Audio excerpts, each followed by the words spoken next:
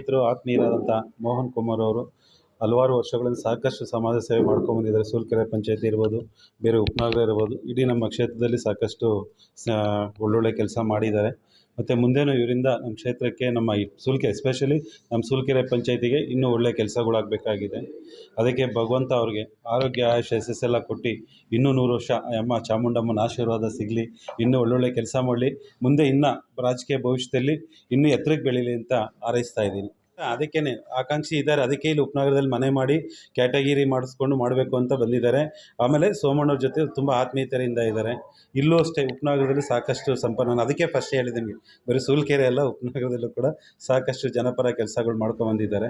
ಭಗವಂತ ಒಂದು ಅವಕಾಶ ಕೊಟ್ಟರೆ ಒಳ್ಳೆ ರೀತಿ ಕೆಲಸ ಮಾಡಿ ತೋರಿಸ್ತಾರೆ.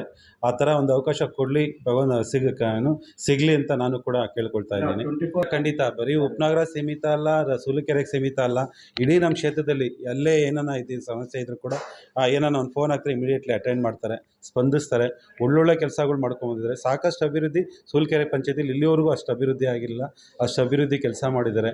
ನಮ್ಮ ಸಾಹೇಬರು ಕೂಡ ಒಳ್ಳೆ ಶಕ್ತಿ ಇದ್ದಾರೆ. ಈಗ ನಮ್ಮ ಸೋಮಶೇಖರ್ ಸಾಹೇಬರಿಗೆ ಅವರ ಆಶೀರ್ವಾದದಿಂದ ಈ ಸಾರಿ ಕಾರ್ಪೊರೇಟರ್ ಆಗಿ ಗೆಲ್ಲಿ ಅಂತ ಆಶಿಸ್ತೀನಿ. ಓಕೆ.